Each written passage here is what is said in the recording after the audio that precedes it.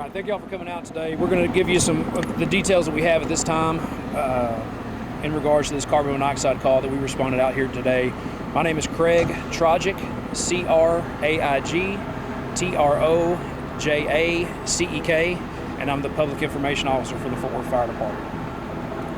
So just before, or just after 10:30 this morning, we had gotten a call from the location here at 3301 East Belknap Street at the Guanajuato Bakery with multiple people calling in that they had symptoms of carbon monoxide poisoning.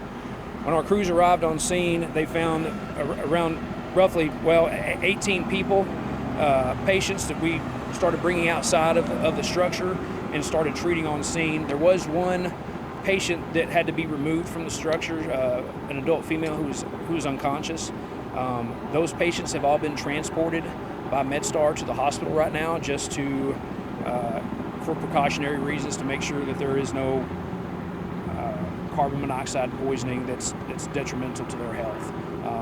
That they were all listed as green as far as their conditions go.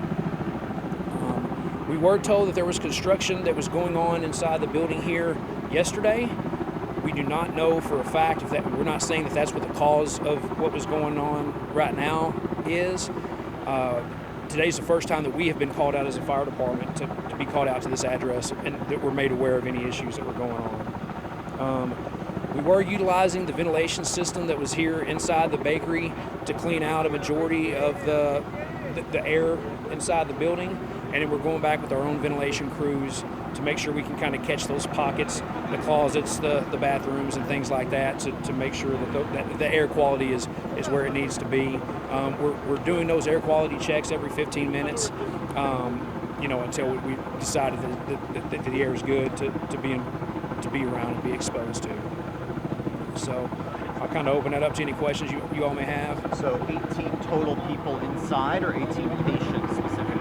18 patients. I'm not sure of the actual number of folks that were inside. I did confirm that those patients were all employees of the establishment and not anybody that came in as a customer or anything like that. So, and one patient, a woman, was unconscious, you said? Correct. And the other 17, what symptoms? Typically the symptoms, and that's what we're trying to let everybody know right now, carbon monoxide poisoning, it's been a big deal. It's been in the press, here lately, with all the code activity that's been going on and people are trying to heat their homes and stay warm. Those symptoms mirror a lot of the sicknesses that we're all experiencing right now. It seems to be an influx of sicknesses from all the holidays and the new year. So any kind of shortness of breath, headaches, nausea, fatigue, things of that nature that mirror some of these COVID, the flu.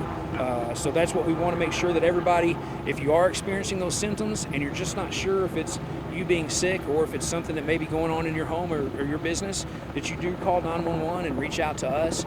We had our hazmat teams and stuff here on site that were monitoring the air and that were giving emergency care to those patients that we brought out. Some of the biggest things that you can do right off the bat, if you're inside of that home or business, remove yourself from inside of that air that's inside of that location. Get fresh air outside. That really turns around those symptoms fairly quick. But like I said, don't ever take for granted that that's just going to be good enough. So don't hesitate to call 911 if we need to come out with our hazmat teams and the equipment and stuff that we have on all of our trucks throughout the city of Fort Worth to give you all guys some peace of mind. Is there any indication of how long these employees might have been exposed to carbon monoxide? I did not get that answer. I was told that they started experiencing that this morning. I'm not sure the exact time, but then more and more we're talking about the same symptoms, and that's when they decided to call 911 because they knew it was a larger issue, as more people were coming into work. Do you know where in the building it was, the kitchen? What part of the building it happened? Well, like I said, I know there was some construction and some maintenance that was being performed on one of the ovens yesterday. Again, that's not something that I've came back or the fire department said that was actually the cause. We're looking into all the information that we're getting. I mean, we're still getting a lot of information that's coming in right now. We're not too far past the onset of this call today. Do you know where the patient that was unconscious was? I do not. And then should folks who came by today, there's nothing that customers today need to be worried about? No, if you were here at this establishment and you've gone back home and you're not experiencing any of those symptoms that I just discussed, yeah, like I said, the acuteness of those activities, it can turn around really quick just by getting out in fresh air and things like that. So. How long does it take if you are exposed to carbon monoxide for you to start feeling those symptoms? Well, and so the onset of those symptoms, it's tough because it comes back down to what we determine the parts per million within the atmosphere of that area, and so there's not an exact number because you may be subjected to a very high concentration of carbon monoxide very quickly, or it could be just a small leak in your home or like that could be going on for days before it rises to the level that you start experiencing those symptoms. That's why it's key to make sure that if you are experiencing any of those symptoms, no matter when that is, to just reach out and, remove yourself first. And like I said, then call 911, let us come out and monitor everything for you. Craig, you mentioned that you have experienced more calls since the Sandman explosion. That's what I'm gathering. Can you tell us? I mean, have people been reporting more? And what's your response to that? Yeah, so I think people are a little bit more aware right now. We've had some incidents here in the past that aren't, in the very recent past, that aren't something that's necessarily uncommon for us to respond to as a fire department. But when it does happen and it does make the news, we've got people that are, fear drives some of it, and it's not just fear per se, but the worrisome for their family members and loved ones that are at home and at work with them. So I think just because the elevated